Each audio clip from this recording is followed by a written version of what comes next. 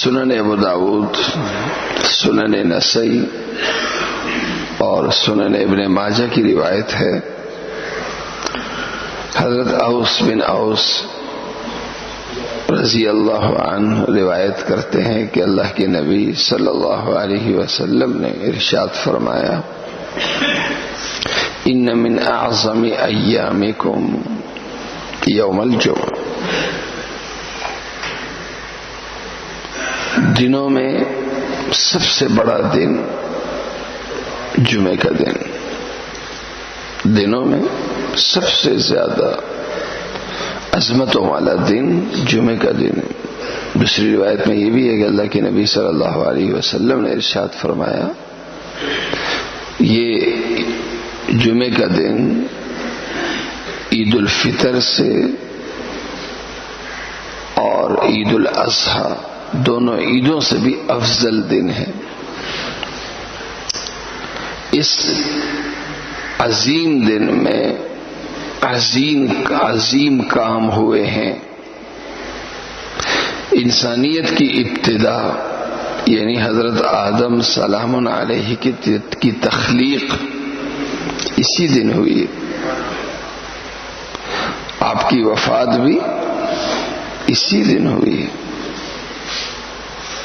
اس دنیا کا آغاز بھی اسی دن ہوا ہے، اور انسانیت کا خاتمہ جسے نفخہ سے تعبیر کیا جاتا ہے، انسانیت کا اختتام بھی اسی دن، وفیہ الصاعقہ، اور اس دنیا کا اختتام بھی اسی دن ہوگا۔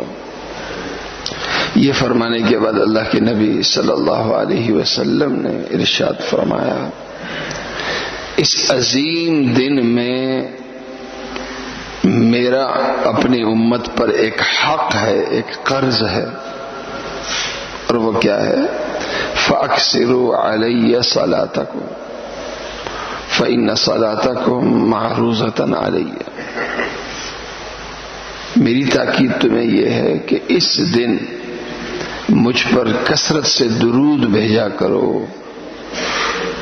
اور یہ یاد رکھو کہ تمہارا درود نام کے ساتھ، ولدیت کے ساتھ، علاقے کے ساتھ مجھ پر پیش کیا جاتا ہے۔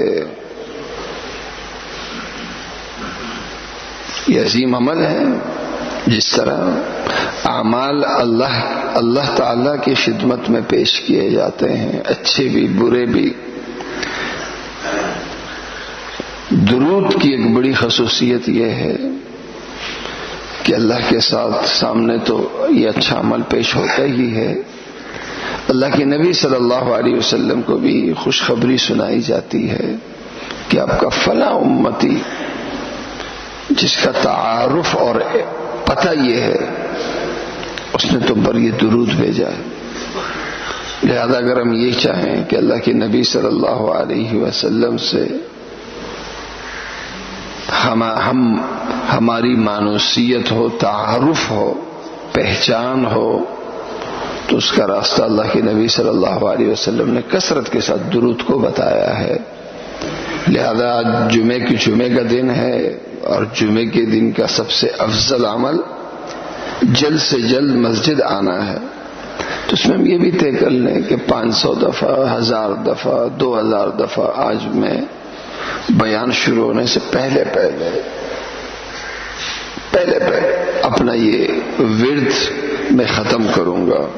اس کے لیے میرے کو آدھا گھنٹہ چاہیے، 1 گھنٹہ چاہیے، 1.5 گھنٹہ چاہیے، اس حساب سے ہم جمعے کے لیے آئیں۔ اللہ تعالیٰ مجھے اور آپ سب کو عمل کرنے کی توفیق عطا فرمائے۔